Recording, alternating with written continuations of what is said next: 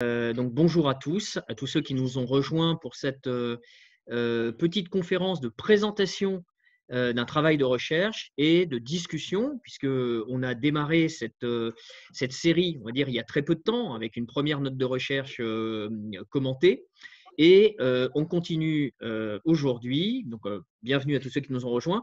Et je suis très heureux que l'on puisse continuer dans ces conférences de l'Institut d'études de stratégie et de défense de la faculté de droit de l'Université Jean Moulin Lyon 3, avec une note de recherche d'une étudiante, ancienne étudiante du Master 2 Relations internationales, sécurité internationale et défense de notre Master 2, donc Hélène Lecomte. Merci à Hélène d'abord du travail qu'elle a accompli et puis de venir le présenter aujourd'hui. C'est un travail donc sous la forme d'une note de recherche publiée le mois dernier, puisque le temps avance, on est déjà en mai, avril 2020, centrales nucléaires flottantes et immergées vers l'émergence de thalassocratie énergétique, tout ça dit sous une forme de question. Et dans ce travail qu'elle va nous présenter dans quelques minutes, Hélène Lecomte a essayé de comprendre l'impact, les perspectives, et véritablement ce qu'on pouvait tirer de ce phénomène qui commence à peine finalement. On en est à essayer de mesurer, de savoir exactement ce qu'il va donner, quelles sont ses perspectives. Est-ce que ça va changer la manière dont aujourd'hui sont gérés les espaces communs, de plus en plus contestés, en particulier du point de vue maritime? Est-ce que ça doit être rattaché à une stratégie de long terme de la part de ces États-puissances qui aujourd'hui reconfigurent les relations internationales? Et on pense au premier rang évidemment à la Chine et à la Russie. Autant de questions qui vont, auxquelles Hélène va essayer de répondre, ou en tout cas qu'elle va essayer de mettre en perspective. C'était un peu le but de cette note.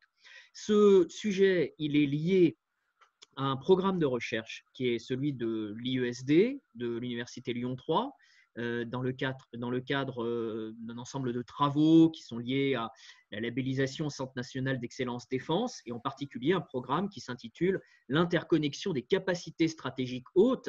Alors il y a évidemment l'antimissile, le nucléaire, l'espace extra-atmosphérique, le futur de la puissance aérienne, et plus généralement on essaie de comprendre à Lyon les effets qu'aura l'interconnexion de ces fonctions stratégiques hautes, en particulier pour l'avenir de ces espaces communs de plus en plus contestés. Contested Commons, c'est une expression qui a aujourd'hui un poids de plus en plus important dans la réflexion qu'on peut avoir sur les relations internationales, réflexion qui a été lancée un peu aux États-Unis, mais Hélène nous en dira deux mots tout à l'heure, et à laquelle il nous semble aujourd'hui important que l'on puisse s'intéresser.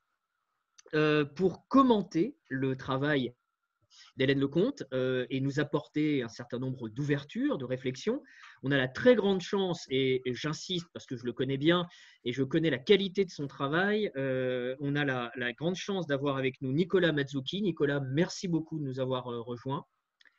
Donc Nicolas Mazzucchi est chargé de recherche à la Fondation pour la recherche stratégique à Paris, spécialiste de géographie économique.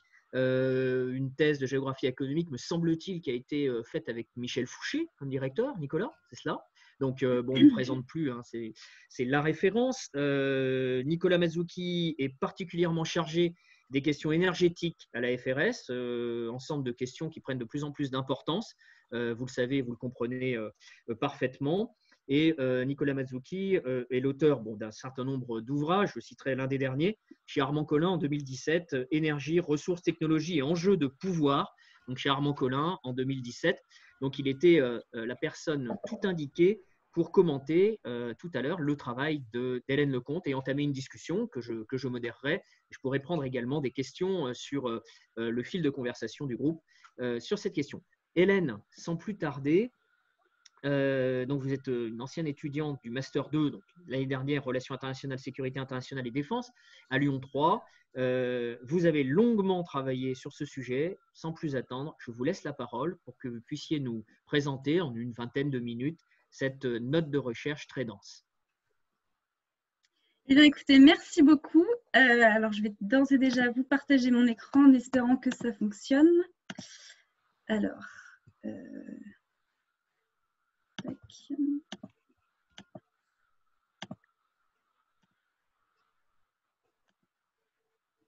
c'est bon, vous pouvez voir mon PowerPoint? Oui. On va dire que oui. Parfait. Alors, à l'ordre du jour aujourd'hui, la question des centrales nucléaires flottantes et immergées. Et comme problématique, l'objectif de dresser un lien entre la possible maritimisation de l'énergie nucléaire et la maîtrise du paramètre stratégique que constitue le contrôle des réseaux et des flux énergétiques et maritimes. Donc, en ce court laps de temps, nous allons juste brièvement tâcher d'explorer les différentes questions qui sont suscitées par l'irruption de ces centrales nucléaires un peu hybrides sur la scène internationale, et également de mettre en lumière et d'illustrer le concept de thalassocratie énergétique que je détaille plus amplement dans ma note de recherche disponible sur le site de l'IESD. Donc, tout d'abord, de quoi parlons-nous? Les réacteurs dont il est question sont désignés sous l'acronyme SMR qui signifie Small Modular Reactor. Ce n'est autre que des petites centrales nucléaires d'une faible puissance, oscillant entre quelques dizaines de mégawatts, voire même moins pour les Very Small Modular Reactors, à environ 300 voire 400 mégawatts.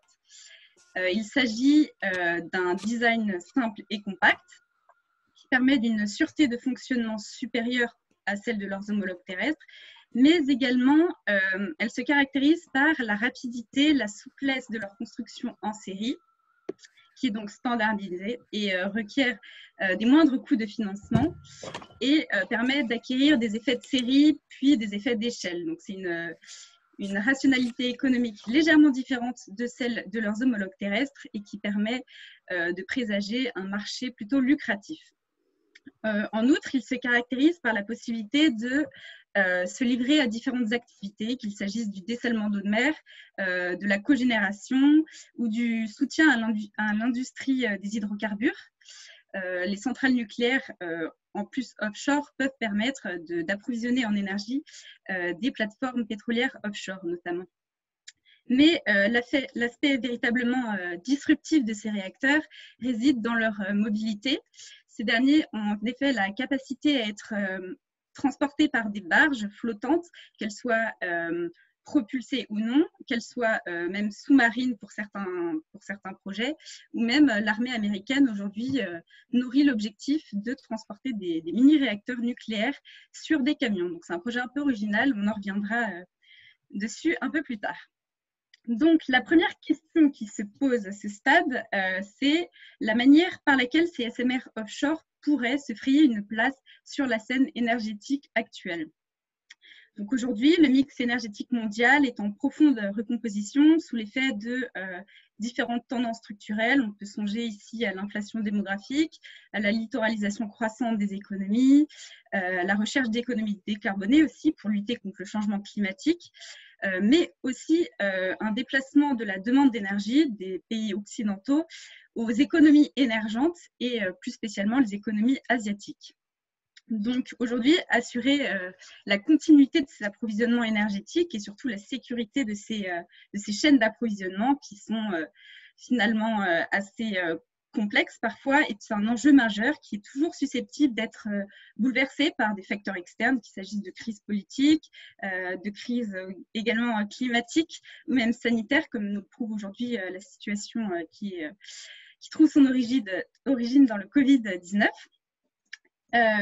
Donc aujourd'hui, penser l'après-pétrole, c'est une nécessité, surtout pour de nombreux pays qui fondent finalement leur paix sociale sur le prix des hydrocarbures.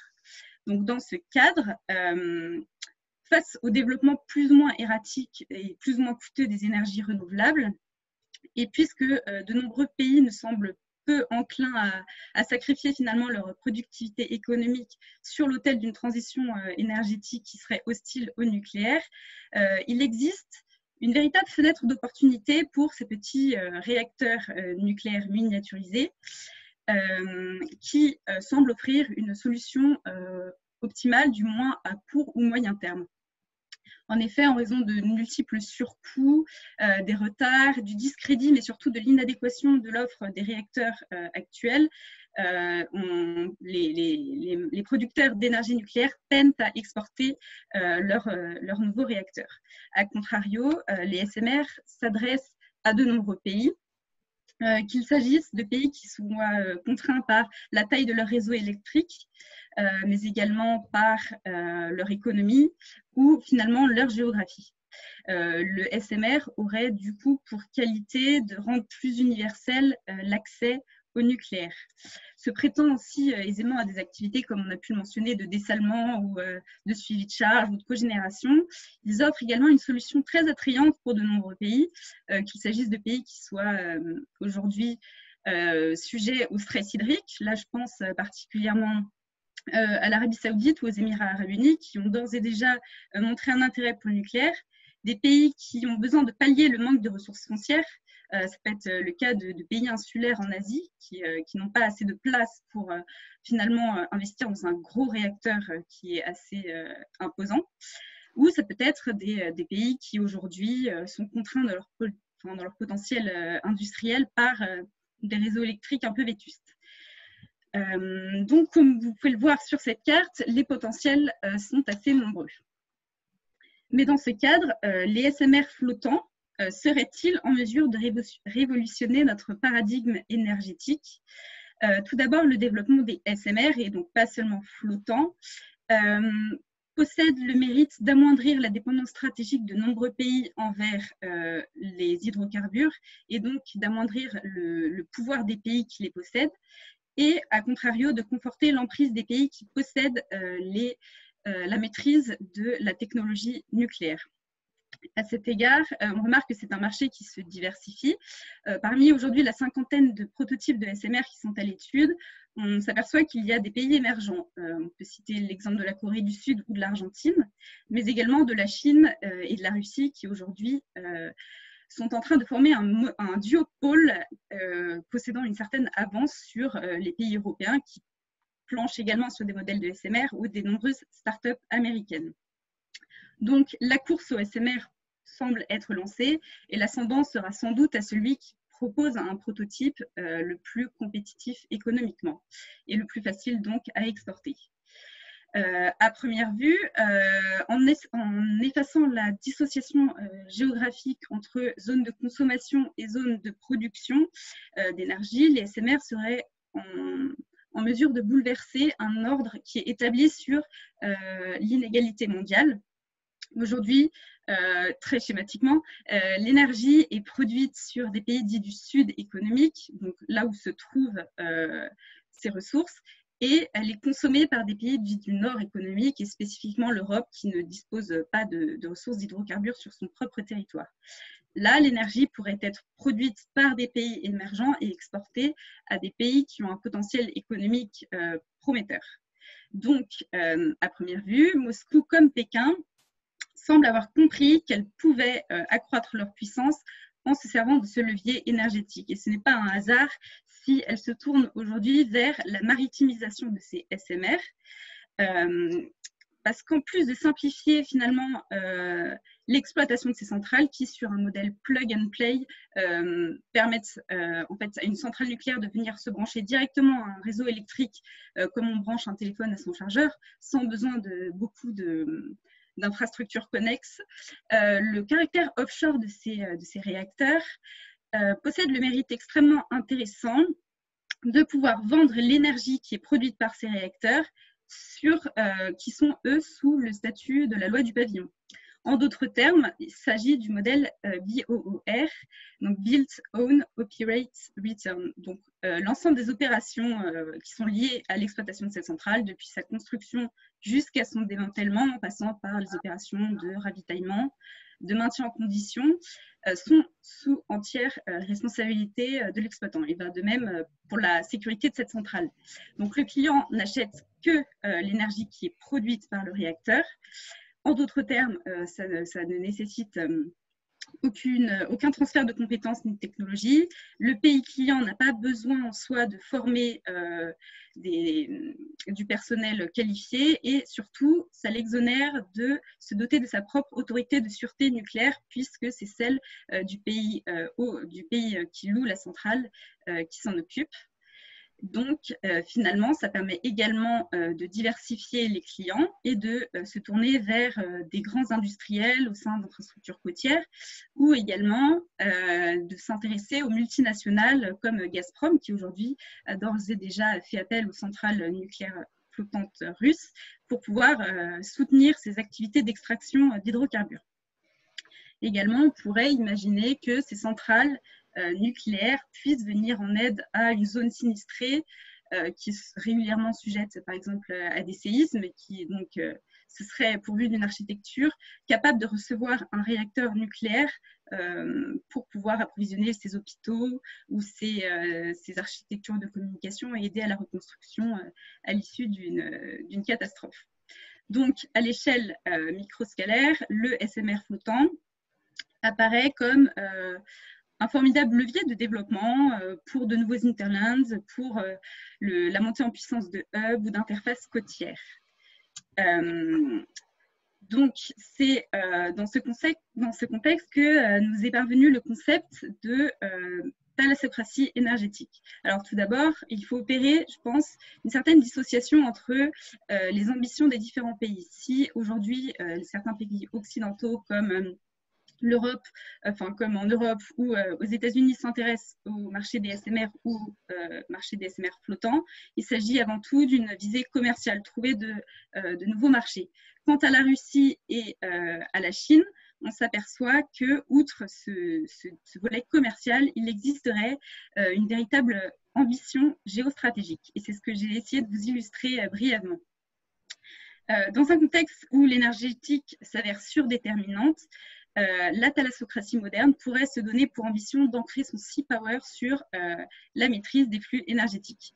Ce serait l'émanation d'une économie stratégique utilitariste qui est formatée un peu par les logiques mahaniennes et poussée par les dynamiques de la mondialisation. La thalassocratie énergétique serait donc un modèle de puissance fondé sur le couple expansion économique et dissémination de points d'appui expéditionnaires avec pour objectif la permanence à la mer, mais également la sanctuarisation des accès aux littoraux et finalement le fonctionnement d'une puissance thalassocratique dynamique dans son ensemble. On pourrait donc imaginer que la Chine comme la Russie se servent de ces SMR flottants pour vassaliser des têtes de pont qui seraient situées sur les pôles majeurs de consommation et de production mondiale afin en fait de s'arroger la part du lion dans le commerce mondial. Plus factuellement, en fait, en déployant un SMR flottant sur les côtes d'un pays, on détient en otage son potentiel énergétique. Et donc, ce pays client serait vulnérable aux tentatives de chantage ou, enfin, en cas de tension politique ou diplomatique, au chantage de retrait de ce SMR offshore. De même, une centrale nucléaire flottante pourrait s'avérer un formidable forceur de blocus. Si aujourd'hui les États-Unis décrétaient un embargo sur l'approvisionnement énergétique de tel ou tel pays, la Russie pourrait venir brancher son SMR flottant et, entre guillemets, briser ce blocus énergétique. On pourrait dresser ici du coup un parallèle avec la notion d'offshore balancing qui consiste à s'appuyer sur des puissances régionales afin d'amoindrir la concurrence d'un rival stratégique. Pour la Russie comme pour la Chine, on pourrait donc imaginer que les SMR servent à électrifier l'Afrique, à pallier le manque d'eau au Moyen-Orient, voire même à prendre le contrôle de l'architecture électrique de certaines îles qui sont des endroits clés pour le commerce mondial, afin finalement de développer une relation de dépendance, d'accompagner le développement de ces nouveaux carrefours stratégiques. Donc finalement, si le SMR ne devenait pas économiquement opportun, pourrait-on dire que le concept de thalassocratie énergétique tomberait à l'eau vu qu'il n'y aurait aucune perspective d'exportation. Alors, la question mérite d'être posée, mais on s'aperçoit que en fait, les SMR flottants sont dans un premier temps assujettis aux ambitions géographiquement déterminées de la Russie et de la Chine. Alors, pour la Russie, il s'agirait en fait d'accompagner la guerre commerciale et le grand jeu qui se joue le long de l'Arctique et ce, au moyen des SMR flottants. Aujourd'hui, à la faveur du réchauffement climatique, il y a la calotte glaciaire qui s'amenuise peu à peu et qui dégage finalement la route maritime du Nord.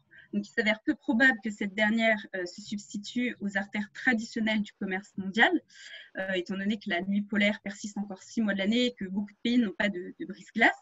Mais cette zone regorge de ressources, qu'il s'agisse de ressources hydrocarbures, de métaux rares ou même de ressources halieutiques. Donc pour la Russie, en fait, il s'agit d'utiliser ces SMR flottants pour désankyloser tout le potentiel industriel de son front arctique, de pouvoir également accompagner l'extraction de toutes ces ressources et de développer des hinterlands polaires. De la sorte, la Russie pourrait donc utiliser cette route maritime du Nord pour pouvoir exporter toutes ces richesses. Donc, Moscou réserve de nombreuses ressources pour pouvoir développer ce front arctique, dont les SMR font partie. Et elle a même fait voter une loi qui consacre le monopole de Rosatom, qui opère aujourd'hui les centrales nucléaires flottantes, sur les accès, les activités de réglementation, les infrastructures le long de cette route maritime du Nord. C'est donc un signal assez fort. Donc, in fine, dans la vision russe, les SMR doivent pouvoir optimiser le diptyque développement, projection et donner corps à une puissance thalassocratique russe. Mais du côté de la Chine, les raisons ne sont pas moins stratégiques. Officiellement, Pékin développe ces petits réacteurs flottants afin de pouvoir accompagner ses activités de construction le long de ses côtes, mais également de pouvoir l'aider à extraire toutes ces ressources qui sont situées en mer Jaune. Mais utiliser ces SMR flottants permettrait également de déployer des activités économiques sur les multiples récifs, les îlots qui sont situés sur la grande muraille de sable en mer de Chine et qu'elle dispute aujourd'hui à ses voisins. Ce faisant, ayant un statut d'île selon la Convention de Montego Bay, elle pourrait donc étendre sa ZEE, prendre le contrôle des ressources, mais également étendre sa souveraineté sur la région. Mais ces SMR flottants, et la Chine ne s'en cache pas, pourraient servir également à militariser activement ces petits récifs.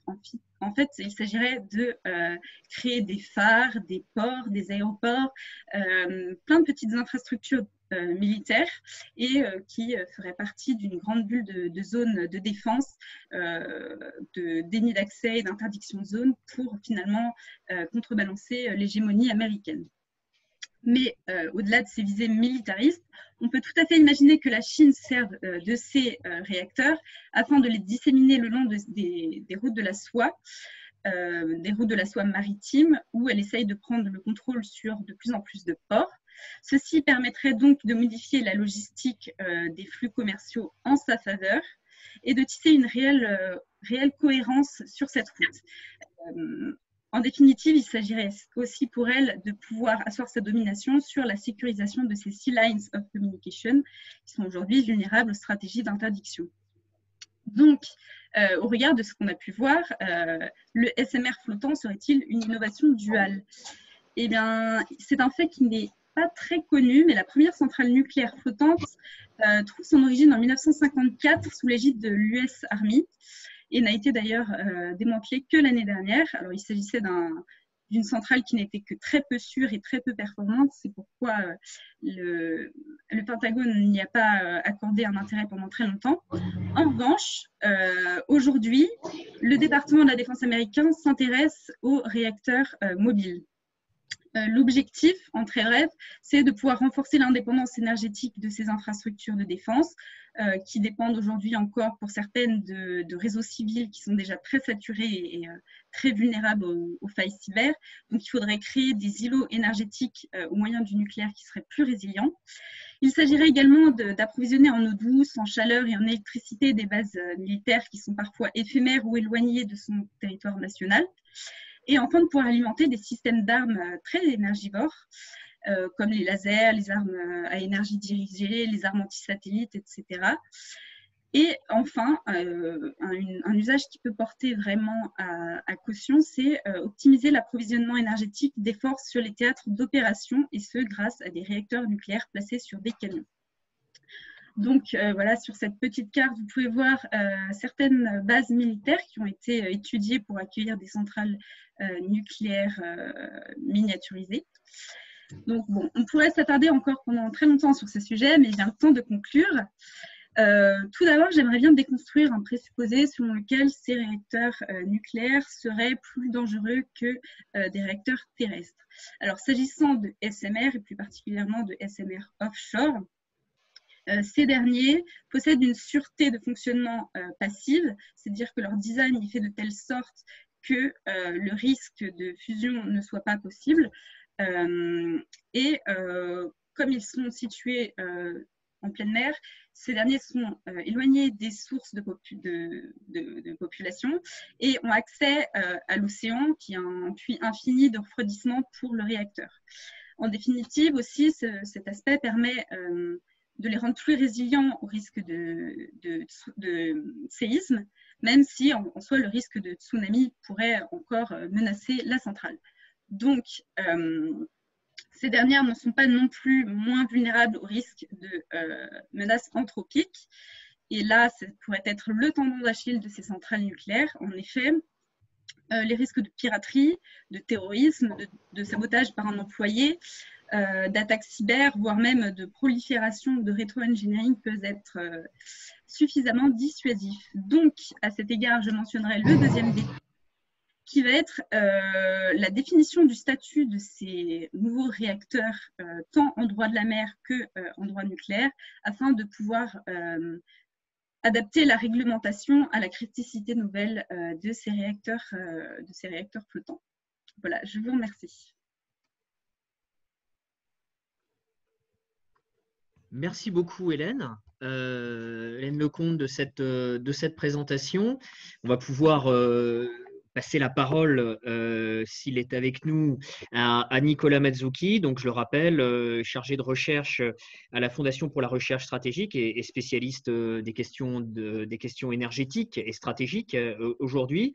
Moi, tout simplement, je retiens un très grand nombre en fait de perspectives. Vous ouvrez sur des perspectives à la fois militaires. C'est vrai que cette question d'alimentation des armes à énergie dirigée, des lasers, ça nous renvoie au programme de recherche qui est celui de l'IESD, effectivement, sur ses capacités stratégiques hautes. Et donc, on est en plein dans le sujet qui nous intéresse. Mais je crois que ce qui est beaucoup plus important, c'est le cœur de la question lui-même, la question énergétique. Est-ce que vraiment ça va changer les choses? Est-ce que ça va changer les rapports de puissance? Est-ce que votre note, qui est très enthousiaste sur ce sujet des centrales militaires flottantes, n'est pas trop optimiste sur les perspectives de ces nouveaux objets? Là, pour le coup, il va être intéressant effectivement d'entrer en dialogue avec Nicolas Mazzucchi, à qui je vais céder tout de suite la parole pour un petit commentaire sur votre note. Et puis ensuite, je reprendrai la parole pour on va dire, modérer les échanges, le débat entre vous. Et puis, je prendrai ensuite quelques questions, s'il y en a, de ceux qui nous écoutent et qui sont intéressés par ce sujet. Voilà, je vais laisser la parole, en le remerciant encore une fois d'être avec nous, à Nicolas Mazzucchi. Merci beaucoup Olivier pour cette invitation. Merci à l'IESD, merci à Hélène d'ailleurs aussi pour cette note qui m'a amené finalement à beaucoup réfléchir. J'avais travaillé sur les questions nucléaires russes dans ma thèse il y a quelques années. Donc commentaire rapidement puisque j'ai pris en note un certain nombre d'éléments. La maritimisation de l'énergie nucléaire, disiez-vous, finalement, j'ai envie de dire, c'est un retour aux sources, puisque l'énergie nucléaire, en fait, naît du monde maritime, puisque la technologie des réacteurs, qui aujourd'hui est la plus utilisée, la technologie du réacteur à eau pressurisé, n'est finalement qu'un développement à l'échelle macroscopique des réacteurs de sous-marins nucléaires à l'origine. Donc, en fait, la technologie électronucléaire civile, elle procède déjà de la technologie militaire. Donc, est-ce qu'on peut dire que la boucle est bouclée? Vaste question. Alors, je pense déjà, finalement, Olivier, ça va te parler, puisque je vais faire une petite comparaison avec les fonctions stratégiques hautes et notamment avec le nucléaire militaire. Je pense que quand on traite de ces questions-là, on traite d'un objet hybride. On traite de quoi? On traite d'une centrale nucléaire qui est flottante. Et traitant d'un objet hybride, comme on traiterait finalement d'un missile balistique nucléaire, il faut s'intéresser à deux éléments. Il faut s'intéresser premièrement au réacteur en lui-même et deuxièmement au porteur. Le porteur étant la barge ou la plateforme qui va être chargée de cet élément-là, et c'est finalement à la congruence de ces deux éléments qu'on va réussir à trouver, alors je ne dirais pas forcément la vérité, mais à voir un certain nombre d'éléments émerger. Premier élément, et il faut bien différencier ça, il faut bien différencier la vision russe des autres. C'est-à-dire, vous avez beaucoup insisté sur les SMR, donc les petits réacteurs modulables. Alors, les petits réacteurs modulables, c'est une vision américaine, c'est une vision des États-Unis, les SMR, qui date d'il y a 2 décennies à peu près. Les réacteurs russes, en l'état, tels qu'ils sont, prenons le réacteur nucléaire flottant qui existe, l'Académique Lomonosov, ne sont pas des SMR. L'Académique Lomonosov, en fait, qu'est-ce que c'est quand on regarde un peu l'objet technologique? C'est en gros, on a pris 2 réacteurs servant à propulser des brise-glaces nucléaires qu'on a mis en série sur une barge. Et en réalité, quand on regarde le développement de l'Académique Lomonosov, ce qui a été compliqué dans son développement, ce n'est pas le développement de la technologie du réacteur lui-même, c'est un bête réacteur à eau pressurisée, une fois de plus dimensionné en termes d'unité. Là, ils en ont mis 2 sur une barge, mais normalement, il n'y en a qu'un seul, dimensionné pour la propulsion d'un brise-glace pour l'Arctique. Donc le réacteur lui-même n'était pas complexe à mettre en œuvre. La problématique, c'était de designer une barge qui soit résistante, et notamment résistante à la navigation dans l'Arctique. Donc vraiment, il faut différencier ces 2 choses-là, parce que le développement du nucléaire en Russie, notamment depuis à peu près les années 80-90, s'oriente sur une espèce d'innovation incrémentale relativement faible, même si la Russie est très en pointe dans la technologie électronucléaire, dans le sens où on est sur l'amélioration de design existant. Quand on regarde sur les réacteurs nucléaires, on va dire de taille normale, les réacteurs nucléaires posés terrestres à eau pressurisée, finalement, c'est la technologie dite VVER 1000 qu'on ne cesse finalement d'améliorer par petits pas. Aujourd'hui, on est au modèle qu'on appelle AES 92, qui sont ceux qui vont être déployés en Turquie. Donc, à ce titre-là, l'Académique Lomonosov, si on regarde l'objet nucléaire lui-même, n'est pas un objet révolutionnaire. Ce qui est révolutionnaire, une fois de plus, c'est le fait de l'utiliser non pas en tant qu'objet de propulsion pour un navire, mais en tant qu'objet énergétique lui-même.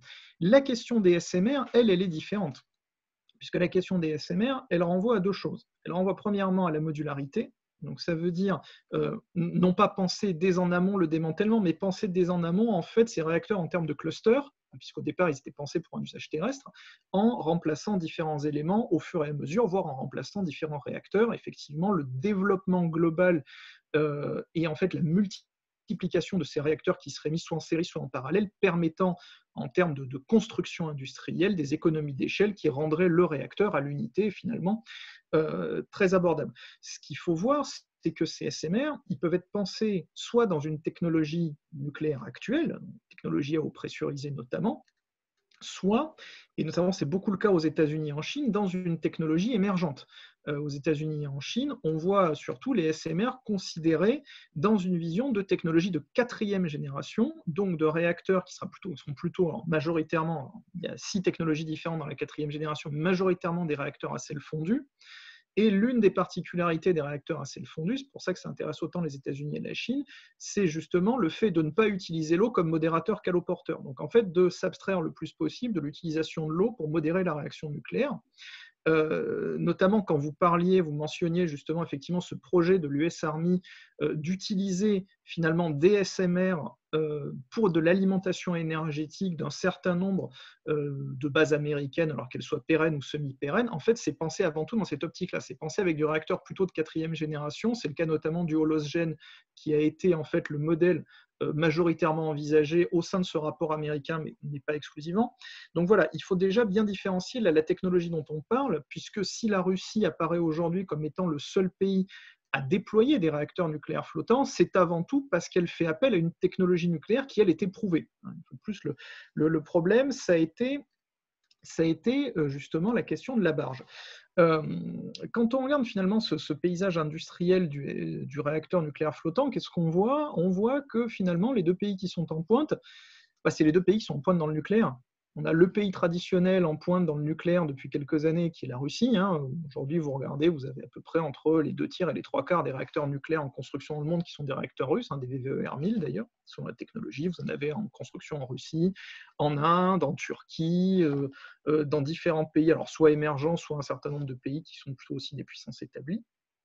À ce niveau-là, et la Chine qui aujourd'hui est le pays qui développe le plus vite sa technologie électronucléaire, la Chine qui est en train d'arriver, ce sera notamment normalement fini l'année prochaine en 2021, à qualifier son réacteur au design autochtone, le Hualongwan, au Royaume-Uni pour participer aux futurs appels d'offres électronucléaires du Royaume-Uni. Donc on a vraiment, qu'est-ce qu'on voit? On voit c'est les 2 pays qui aujourd'hui sont les plus dynamiques globalement sur le marché du nucléaire, qui sont aussi les plus dynamiques sur le marché justement de ce nucléaire émergent, ce nucléaire flottant. Alors après, qu'est-ce que ça veut dire? Est-ce qu'on est sur une complémentarité de l'offre? Est-ce qu'on est sur une évolution profonde de l'offre? Je pense, à mon avis, qu'on est plutôt sur une complémentarité, sachant qu'une fois de plus, ces deux pays approchent la question relativement différemment. Le maître mot, et vous l'avez bien montré, c'est le plug and play. Voilà. C'est cette question de la mobilité. Pourquoi est-ce qu'on fait du réacteur nucléaire flottant, alors quelle que soit sa taille, hein, alors évidemment on ne pourrait pas l'imaginer aujourd'hui avec une tranche nucléaire type EPR avec un réacteur qui ferait 900 MW, bon, on n'imagine pas la taille de la barge, mais bien entendu on fait ça avec du petit réacteur. Mais la question c'est la mobilité. Voilà, c'est ça. Donc c'est l'idée de se dire, on va quelque part, on branche ce réacteur. Alors, peut-être pas aussi simplement que vous l'avez mentionné, c'est quand même relativement compliqué de brancher un réacteur nucléaire dans un réseau électrique, quel que soit le réseau électrique d'ailleurs, mais on branche ce réacteur quelque part, on l'utilise pendant un temps donné, on le déplace et on va l'utiliser ailleurs. Et ça, c'est le maître mot. Voilà. Parce que les SMR, une fois de plus, je reviens à la technologie des SMR, la manière dont ils ont été conçus dans la littérature américaine, dont ils sont conçus aussi aujourd'hui en Chine, c'est pour un usage fixe. Voilà. Dans la littérature américaine militaire, on les voit dans un usage mobile, mais dans la littérature civile qui a précédé cette littérature militaire, c'était vraiment un usage fixe. Donc aujourd'hui, les petits réacteurs flottants, c'est vraiment l'idée de la mobilité. Alors effectivement, plusieurs options à ça, et moi je dirais deux visions finalement relativement différentes, mais qui se rejoignent sur un point, que ce soit la Russie ou la Chine, vous l'avez montré aussi, c'est l'aménagement du territoire, avant tout. Pour la Russie, c'est le développement justement de cette architecture d'aménagement du territoire sur la route du Nord. Pourquoi? Pour une raison simple, c'est pas rentable économiquement et même ça serait très difficile technologiquement d'aller faire tourner des centrales à gaz ou à charbon dans des petites zones d'aménagement pour les infrastructures portuaires justement de la route de l'Arctique, ou tout au moins en attendant la construction d'un certain nombre d'infrastructures énergétiques, et ça serait trop compliqué de tirer des lignes électriques suffisamment longues par rapport aux infrastructures de production électrique qui existent déjà. Donc l'idée a été de dire, cette idée-là, elle est née chez Rosatom en fait au milieu des années 2000 à peu près, l'idée de l'académique Lomonosov, elle naît vers 2007, justement au moment où on commence à envisager le développement des infrastructures sur cette future route du Nord, qui a été de dire, voilà, il faut qu'on dispose d'une capacité d'appoint. Alors après, ce qui est intéressant, c'est pourquoi faire du nucléaire, sachant que les centrales d'appoint, ça existe déjà.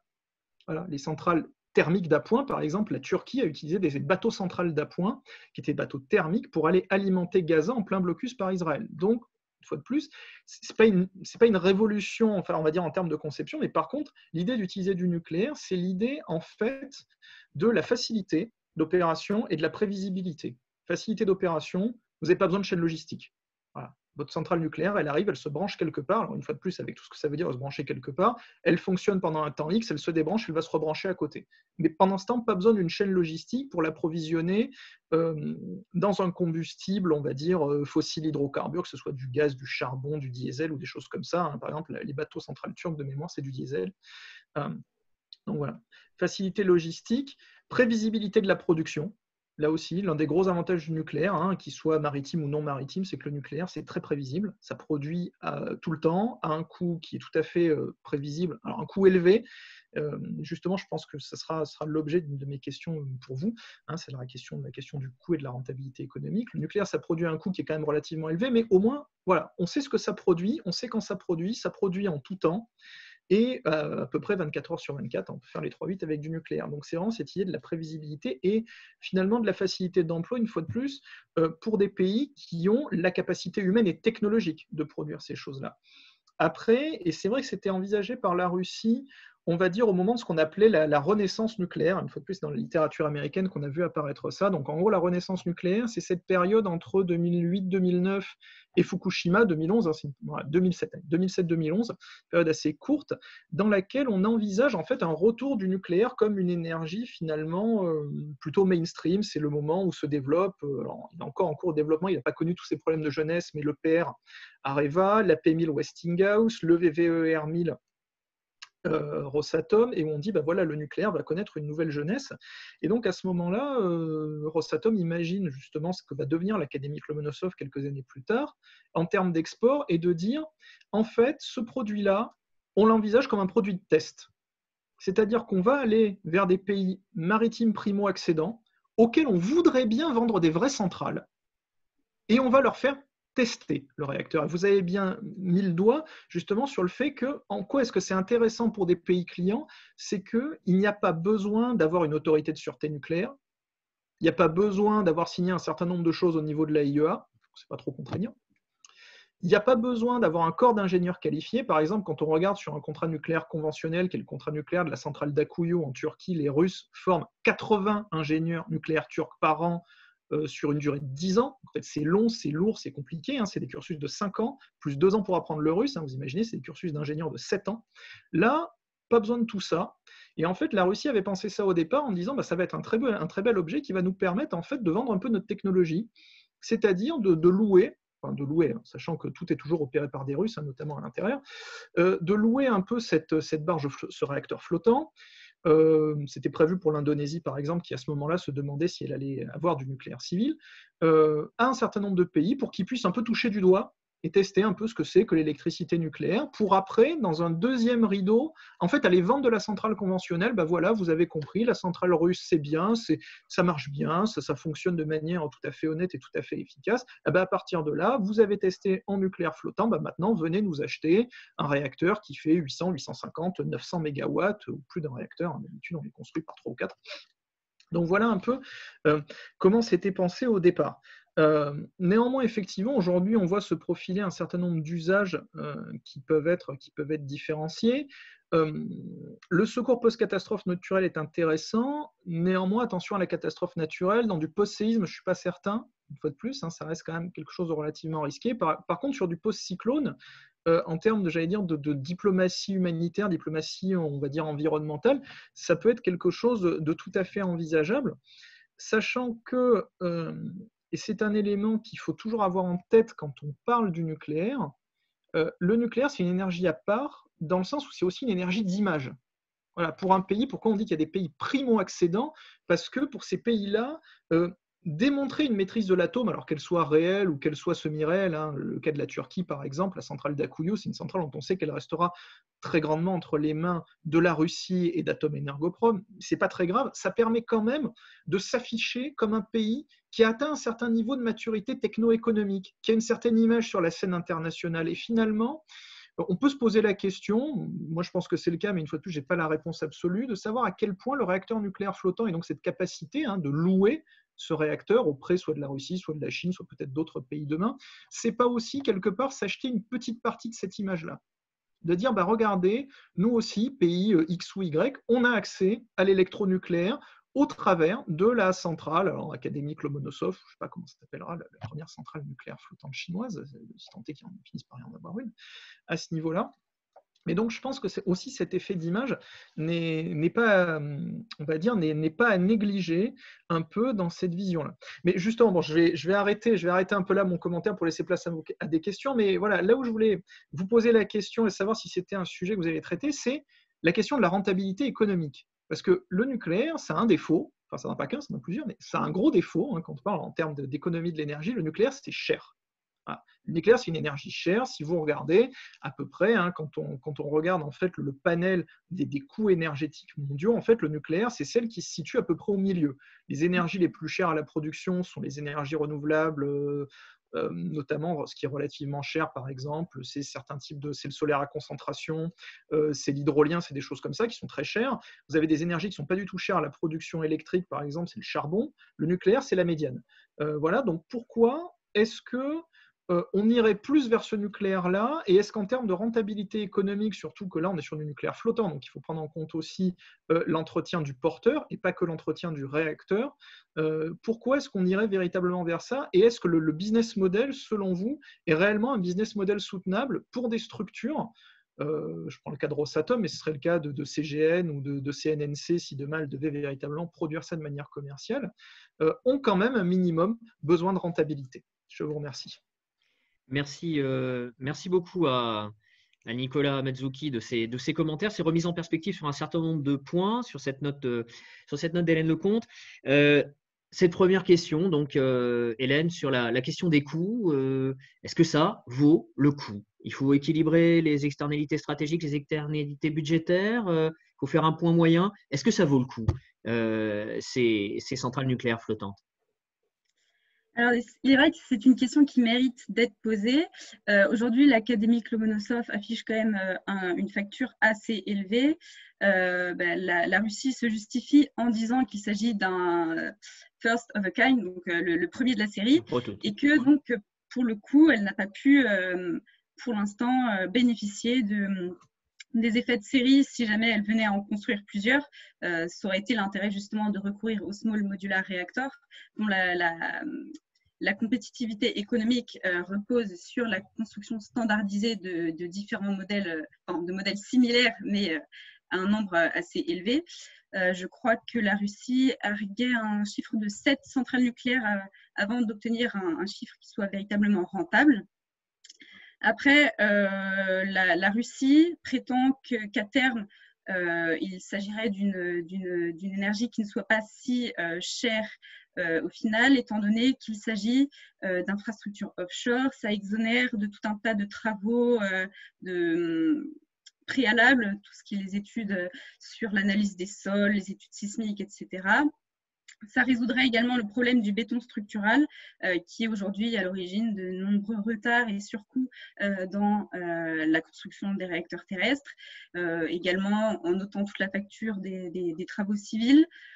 Bon, après, c'est sûr que la compétitivité économique d'une telle centrale ne peut s'appréhender, je pense, que peut être rappelée et se mesure que relativement à la compétitivité des autres énergies qu'on peut mettre à la place. Par exemple, comme vous l'avez cité, le cas du Grand Nord, il est quasiment impossible d'étendre des kilomètres de réseau électrique et peut-être qu'une centrale nucléaire est plus compétitive là que d'autres énergies qui seraient finalement moins chères dans l'absolu. Merci Hélène. Est-ce que Nicolas, vous avez une autre question éventuellement sur cette note? Je n'ai pas encore de questions de la part des différents participants à notre conférence. Moi, j'ai des questions. Et Nicolas, est-ce que tout de suite vous en avez éventuellement ou pas? Alors, c'est pas vraiment une question, c'est pour permettre à Hélène de nous faire part de ses réflexions, mais dans la note, vous mentionnez en fait comment dire, les États-Unis comme un cas à part. Finalement, les États-Unis sont relativement en pointe sur les SMR, enfin les différentes variantes de SMR, mais vous dites finalement on manque d'un Elon Musk du Small Modular Reactor. Est-ce que voilà, vous pouvez nous en dire un peu plus sur le paysage, on va dire, industriel aux États-Unis et un peu la perception du paysage industriel de la part du Department Energy ou de la part globalement de l'administration américaine, justement, de cette question à la fois du petit réacteur modulaire, celle-là on la connaît après, mais un peu aussi de sa version flottante en fait. Alors, je vous avoue que je ne suis pas une experte du tissu industriel américain. Je me suis beaucoup plus testée au cas russe et au cas chinois. Après, il est vrai qu'on peut penser à Elon Musk du nucléaire. Si l'on regarde, ce sont beaucoup des jeunes, ce sont des startups qui ne sont pas, au contraire, des entreprises russes et chinoises sous l'emprise étatique. Donc, ce sont des personnes privées. On voit des milliardaires qui s'y intéressent, Bezos ou Bill Clinton, qui investissent activement dans ces projets. Et ce n'est pas, on n'a pas, en tout cas, j'ai pas vu de littérature de la part du Department of Energy concernant ces. Après, je peux me tromper, je ne me suis pas vraiment intéressée à ce cas spécifique. Très bien. Bon, merci beaucoup. Hélène, nous avons une question pour vous. Quel est finalement, parce qu'on parle des ou des États-puissances aujourd'hui dans des relations internationales en pleine reconfiguration, une nouvelle ère de compétition. Je reprends des termes, les termes du débat aujourd'hui. Question, et la France dans tout ça? Quelle est la position française en termes de volonté, en termes de développement? Alors, ce n'est pas le nom de celui qui a posé la question, mais merci à lui d'avoir mis l'éclairage là-dessus. On reviendra un peu sur les États-puissances tout à l'heure. Et parle en France finalement, qui s'y intéresse? Y a-t-il des… Alors, il y a au moins Nicolas Mazzucchi, ça on a compris, mais qui s'y intéresse en France? Est-ce que du côté du gouvernement, on a un œil là-dessus ou on est plutôt les masques là aujourd'hui? La plaisanterie, est-ce que ça nous intéresse? Est-ce qu'on est un peu en anticipation sur ces questions en France?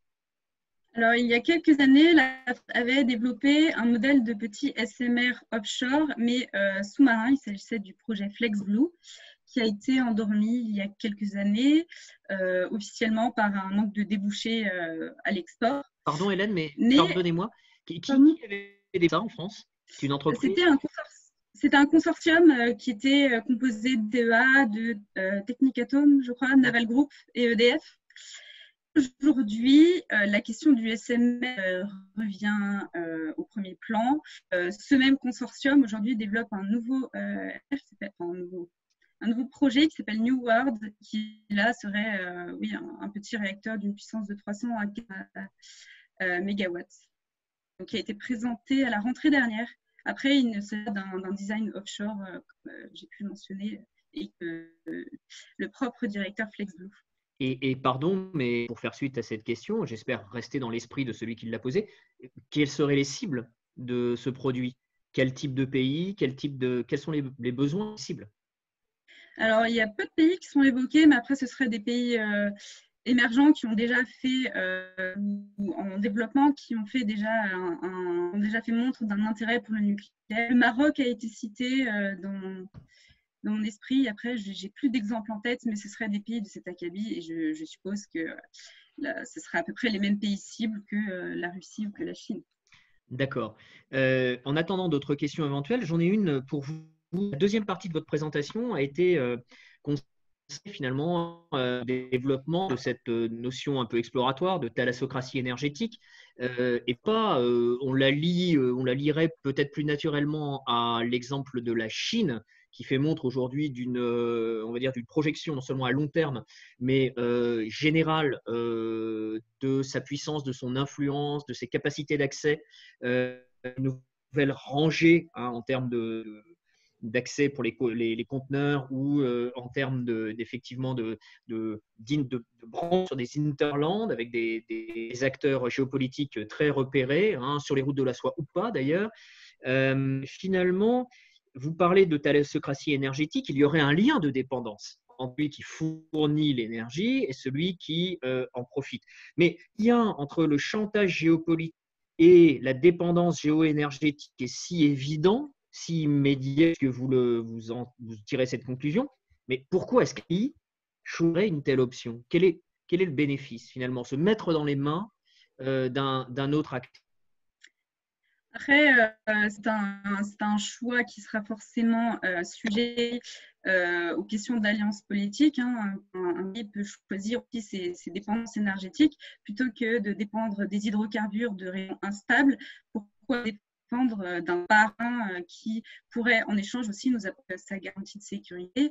Il s'agit du bandwagoning, se ranger à une puissance plus puissante, d'avoir une garantie de sécurité. Donc, ça peut être une allégeance aussi choisie de la part d'un pays.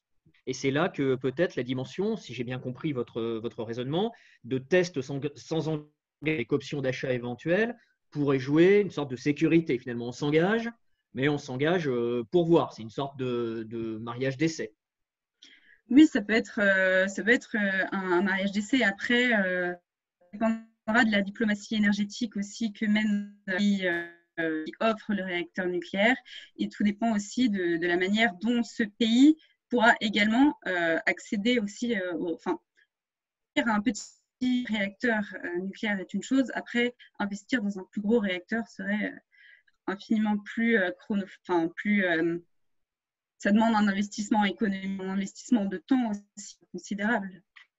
Nicolas Mazzucchi, sur ce croisement, Nicolas, entre finalement une certaine autonomie énergétique et, dans l'autre plateau de la balance, finalement une dépendance énergétique, est-ce que finalement ces petits réacteurs changent quelque chose? Est-ce que cette équation, ce choix qui est posé à de nombreux États, finalement est changé et modifié par ce nouvel objet que sont les petits réacteurs? Est-ce que ça ouvre sur d'autres possibilités, une modification peut-être de cette équation, parfois un peu binaire, ce lien un peu binaire entre j'ai une nouvelle autonomie énergétique, mais elle m'est bénie finalement par quelqu'un d'autre, une puissance qui va en échange me demander une sorte, non pas peut-être une vassalisation, mais en tout cas un patronage, un clientélisme particulier dans le domaine stratégique.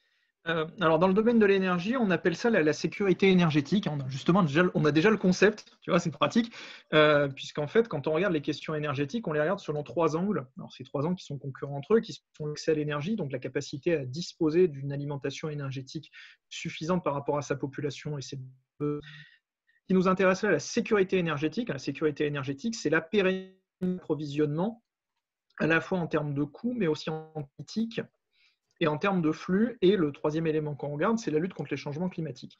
Donc en termes énergétique, finalement, est-ce qu'on change quelque chose? Réponse pas fondamentalement. Voilà. Pour moi, une fois de plus, on est sur un modèle de test, c'est-à-dire on est véritablement, parce qu'on s'en rend compte et on s'en est rendu compte en fait, notamment ces dernières années, où on a… Alors, effectivement, Hélène, vous avez raison de dire que globalement, on est le marché du nucléaire qui est un peu atone, hein, si on regarde les choses de manière macroscopique, mais quand on les regarde dans le détail, un marché qui est globalement atone à cause des utilisateurs historiques. En fait, on est sur un marché qui, on va dire, depuis 2010, 2008 même, se beaucoup dans ce qu'on appelle les pays primo-accédants.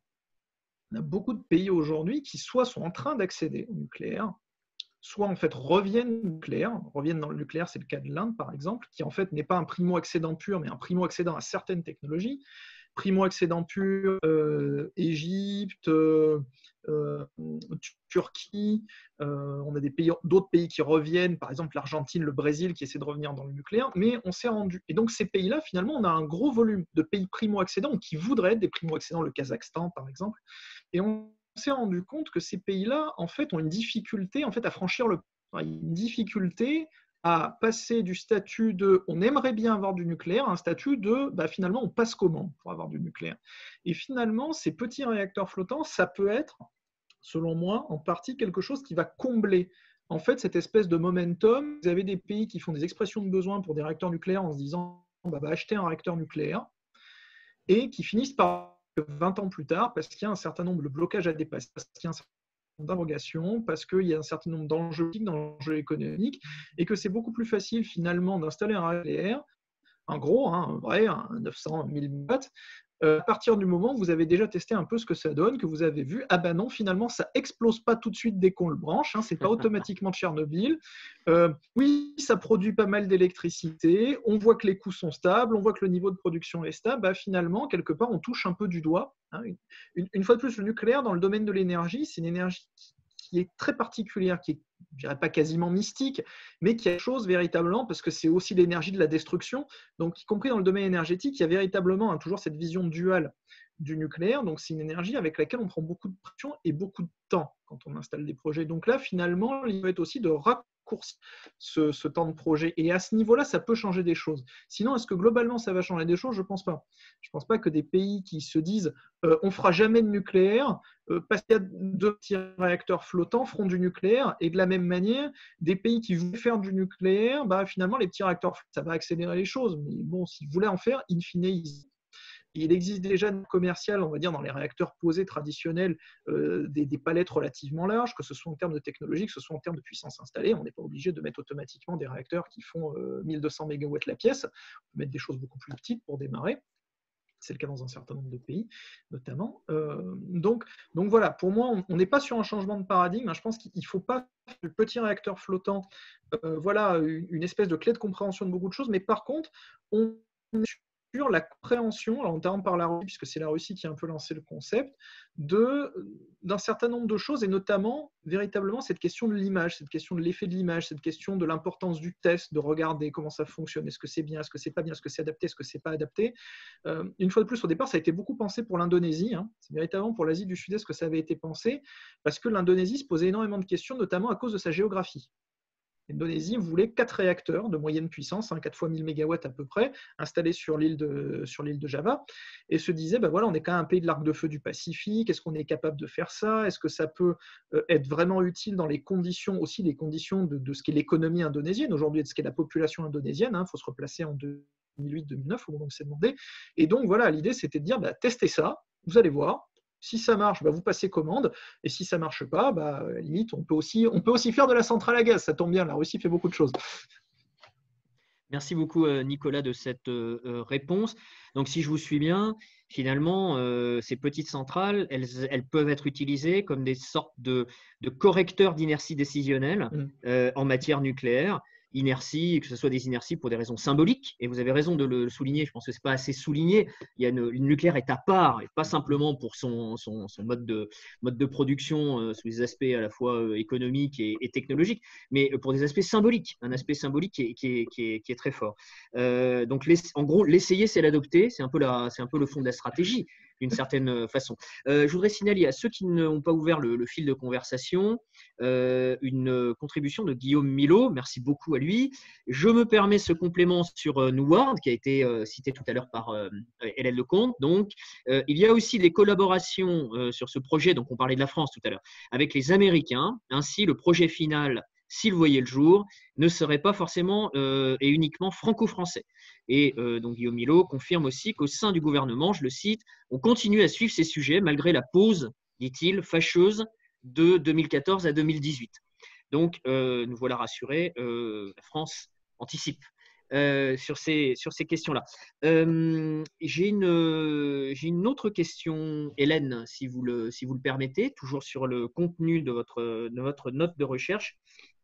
Finalement, est-ce que l'un des plus grands avantages pour ces petites centrales, qu'elles soient flottantes ou pas d'ailleurs, ces SMR, elles ne seraient pas à chercher du côté de l'aménagement du territoire? J'ai été assez frappé par ce que vous avez dit et ce qui a été complété et remis en perspective aussi par Nicolas Mazzucchi sur la manière dont la Russie peut tirer parti de ces centrales, d'abord pour aménager sa rangée arctique, et on voit évidemment il y a des bénéfices stratégiques immédiats de ce point de vue, beaucoup d'études là-dessus, mais également peut-être la profondeur de ce territoire innervé, finalement, désenclavé, cette masse terrestre, cette forteresse terrestre, comme la décrivait Mackinder, qui est le Heartland russe, et finalement pouvoir enfin tirer parti de ce désenclavement de cette masse terrestre.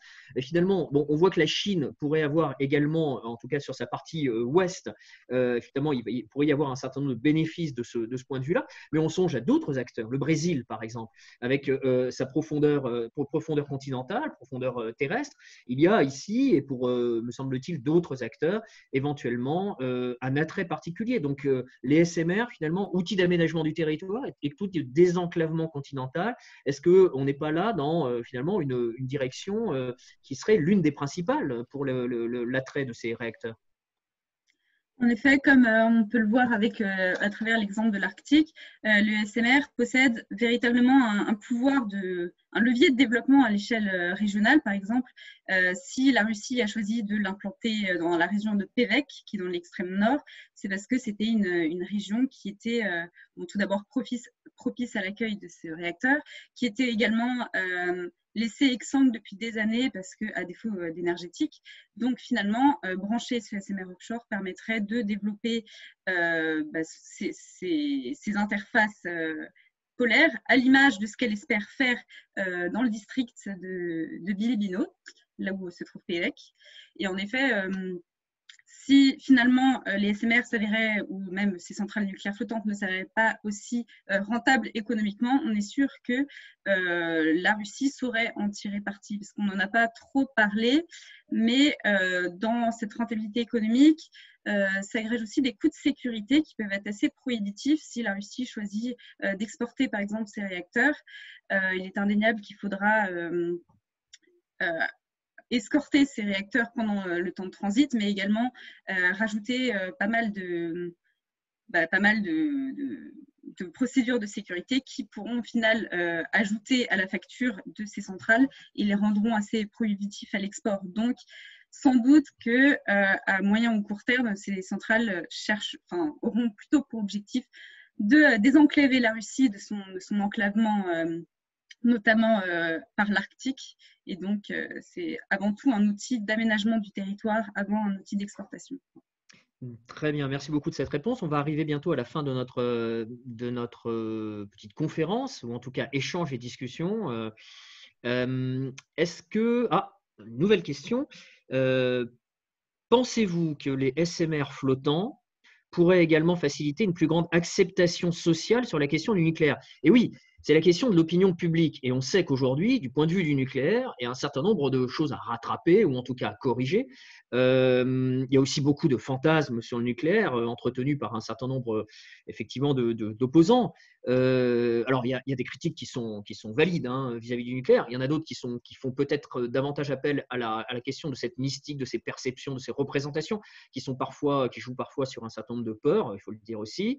La question est très claire. Les SMR flottants, plus grande acceptation, selon vous, sociale sur la question du nucléaire. Hélène, et peut-être ensuite Nicolas, si vous avez une opinion là-dessus. Alors, je pense que les SMR flottants ne faciliteront pas une plus grande acceptation du nucléaire. Tout d'abord parce que ce problème de l'acceptation du nucléaire est surtout un problème occidental et européen. Si on regarde en Chine ou en Russie, ils n'ont pas autant de problèmes avec le nucléaire fondamentalement. Et c'est plutôt dans les pays européens que se trouve cette hostilité envers le nucléaire. Au contraire, dans cette région européenne, le fait de placer les réacteurs sur ces barges flottantes suscite plutôt une hystérie. Donc, je ne pense pas que ça résoudrait la question de l'acceptation sociale. Après, pour rebondir sur ce qu'a dit Monsieur Masucci, le SMR sera sans doute acheté par des pays qui avaient déjà l'intention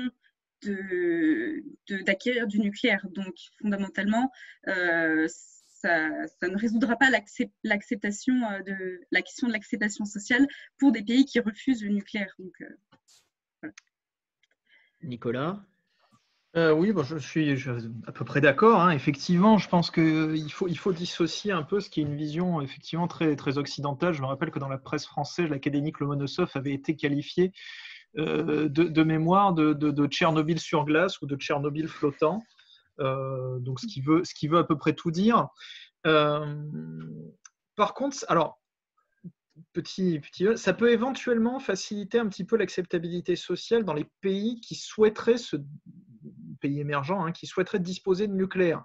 C'est-à-dire véritablement, on va dire, chasser un peu un certain nombre de fantasmes sur le nucléaire de la part de ces pays qui n'y ont pas accès pour l'instant, et de la part notamment de leurs administrations, leur montrer que, tenez, regardez, vous voyez, on branche une centrale nucléaire, ça marche, ça ne crée pas de pollution atmosphérique. Là aussi, c'est un fantasme qui est très entretenu, le fait que le nucléaire crée de la pollution atmosphérique. Le nucléaire émet du CO2. J'ai vu que je crois 69% des Français croient que le nucléaire émet du CO2, alors qu'en fait, il n'en émet pas.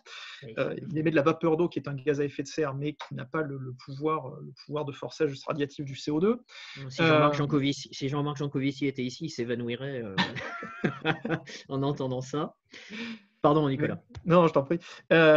Mais effectivement, de la part effectivement des populations de pays primo-accédants ou potentiellement primo-accédants, ça peut éventuellement faciliter un certain nombre de choses, tout au moins redonner de la confiance politique aux administrations locales. Je pense que si on doit le voir, ce sera là. Mais c'est vrai que la perception du nucléaire, on va dire, dans l'espace euro-atlantique de manière générale et dans le reste du monde, est quand même relativement différente. Modulo un peu l'Asie du Nord, le Japon, effectivement, en post-Fukushima, c'est extrêmement compliqué. Alors déjà, en pré-Fukushima, c'était pas simple, puisqu'il y avait en gros, depuis 1999, il n'était plus possible de construire de centrales nucléaires au Japon à cause de l'acceptabilité sociale. Et en Chine, il commence à y avoir de plus en plus de problèmes d'acceptabilité sociale sur les nouveaux projets de réacteurs nucléaires, notamment pour les questions d'accès à l'eau pour la modération de la réaction nucléaire, ce qui explique aussi pourquoi les autorités chinoises de plus en plus insistent sur les modèles de SMR terrestres qui ne sont pas eau pressurisés pour dire mais regardez, ces nouveaux modèles de réacteurs n'auront pas de problème d'accès à l'eau puisque ce seront des réacteurs à sel fondu ou des réacteurs à très haute température, donc ça ne posera plus de problème, donc on pourra les mettre un peu partout. Enfin, je schématise un peu les débats qui se passent en Chine autour du nucléaire, mais bon, ils sont à peu près de cet ordre-là. C'est peut-être d'ailleurs, merci Nicolas, c'est peut-être aussi d'ailleurs demain un avantage peut-être sur, on va dire, des offres stratégiques générales de la Chine en Afrique. Il serait intéressant de pouvoir étudier ça d'un peu plus près, le poids, le rôle que ça peut avoir dans cette offre, cette offensive diplomatique, culturelle, énergétique, stratégique de la Chine en Afrique. On va peut-être se quitter sur une dernière question. Et là, elle est posée encore une fois à Hélène, puis à Nicolas. Et on boucle la boucle, si vous voulez. On est quand même un institut d'études de stratégie et de défense. Donc, une dernière question d'Anthony Dabila. Le déploiement de réacteurs dans des zones de confrontation ne serait-il pas un moyen de sanctuariser un allié menacé? Finalement, on fait monter les enchères, on amène, on branche, si je comprends bien la question d'Anthony, il existe un réacteur nucléaire flottant. Est-ce que, tout simplement, alors, je ne sais pas si la question est très, on va dire, canonique ou classique, mais est-ce que ce serait un moyen de dissuasion? Ça me semble un jeu très dangereux, mais je laisse brinkmanship. Je laisse Hélène répondre, et puis la dernière parole à Nicolas. C'est vrai que la question est loin d'être aussi simple parce que, bon, en effet, on pourrait se dire placer un réacteur flottant permettrait une forme de dissuasion dans le sens où si un pays décidait de s'attaquer à la centrale, les dégâts seraient seraient considérés comme inhumains ou inacceptables et pourraient appeler à une riposte supérieure et donc seraient finalement suffisamment dissuasifs en eux-mêmes. Malheureusement, je pense qu'au contraire, l'aspect offshore de la centrale peut permettre d'atténuer cette réflexion dans le sens où la centrale est atténuée, enfin, est éloignée des centres de population parce qu'elle est loin, normalement des littoraux, donc pourrait permettre d'atténuer cette perception-là. Ensuite, il y a aussi le fait que la signature thermique d'une centrale nucléaire peut être potentiellement confondue, je pense, avec la signature thermique d'autres infrastructures et pourrait faire l'objet d'une erreur de ciblage. Donc, la question est en suspens, mais je ne pense pas que ce soit un outil de dissuasion en lui-même. Nicolas, je vais te laisser la parole pour la réponse à cette question et on se quittera après quelques mots là-dessus. Parfait. Donc en fait, ce serait, si je résume, ce serait une espèce de variante de la doctrine russe d'escalader pour désescalader, quelque part. Premier bémol, on a déjà des centrales nucléaires terrestres qui existent. Finalement, ça ne crée pas de grande différence avec le fait de se dire est-ce que, par exemple, est-ce qu'on n'envisagerait pas est-ce qu'on s'interdirait demain dans un conflit ouvert d'aller attaquer Saint-Pétersbourg, puisque la centrale nucléaire s'appelle encore Leningrad, d'aller attaquer Saint-Pétersbourg du fait des centrales nucléaires, de la grande centrale nucléaire de Leningrad qui est juste à côté. Ou par exemple Kiev qui a aussi des centrales nucléaires à la proximité. Bon, réponse, la question ne se pose pas puisqu'on n'est pas en conflit ouvert. Mais finalement, est-ce que ça nous aurait arrêté dans notre planification stratégique? Je ne pense pas. Premier élément. Deuxième élément, si on veut obtenir cet effet-là, imaginons qu'on dise on veut obtenir un effet, quelque part, j'ai envie de dire, c'est une espèce de variante de l'effet bouclier humain Milosevic, Serbie. On peut faire ça de manière encore plus simple. On fait ça avec un super tanker chargé de produits pétroliers ou chargé de produits chimiques quels qu'ils soient. Vous faites ça avec un gros chimiquier. Finalement, vous mettez un gros chimiquier, ça revient exactement au même. On peut se dire, mon Dieu, mais si jamais, je ne sais pas, un missile de croisière vient frapper un chimiquier dont par essence on ne sait pas forcément ce qu'il y a à l'intérieur, est-ce que ça ne va pas créer une espèce de gigantesque catastrophe humanitaro-écologique, voire l'effet d'une arme chimique selon le type de vaporisation qu'on peut avoir, de dispersion, etc. Donc j'allais dire, il y a des moyens qui sont finalement plus low cost d'aboutir à la même chose si on devait le faire. Donc à mon avis, si on prend ces deux éléments-là, le fait que, on ne s'est pas forcément interdit de faire des planifications stratégiques, sachant qu'il y avait des centrales nucléaires dans la proximité d'un certain nombre d'endroits, et deux, le fait que l'effet pourrait être obtenu de manière encore plus simple, je pense que ça serait voir un peu loin. Voilà, à mon sens, ce serait peut-être voir un tout petit peu loin que de s'imaginer ça comme un outil de dissuasion. Une fois de plus, un réacteur nucléaire n'est pas une arme nucléaire. Ça fonctionne sur le même principe physique, mais c'est tout. Au-delà, c'est extrêmement différent. Très bien. Merci beaucoup, Nicolas, sur cette question. Alors, bien évidemment, merci d'abord et avant tout à Hélène Lecomte de ce travail, issu donc d'un travail de mémoire de recherche, de Master 2 de l'année dernière, donc dans le Master de Relations internationales, sécurité internationale et défense à Lyon 3. centrales nucléaires flottantes et immergées vers l'émergence de thalassocratie énergétique. Bien évidemment, moi, il me semble que cette note, elle est exploratoire au sens où elle ouvre sur des questions, elle ouvre sur des perspectives économiques, aménagement du territoire, relations entre États-puissances, nouvelle hiérarchie du point de vue stratégique, nouvelle stratégie de compétition vis-à-vis de zones aujourd'hui qui cherchent dans beaucoup de domaines à accéder à, et je remercie Nicolas pour cette question du statut sur lequel il a insisté, hein, cette question du statut qui peut être acquis par l'achat, effectivement, cet accès au nucléaire via les SMR.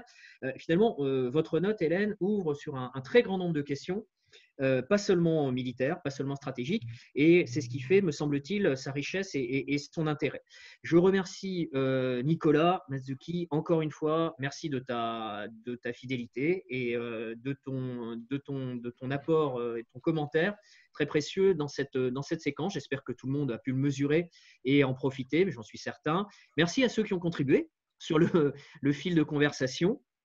Et je vous donne rendez-vous à tous dans les jours, les semaines qui viennent pour d'autres conférences de l'IESD en ligne. Merci également, j'en profite parce qu'on a un très bon partenariat qui fonctionne bien avec la FRS et on le voit encore une fois aujourd'hui. Merci beaucoup. Voilà, je vous salue tous et je vous dis à une prochaine fois. Merci.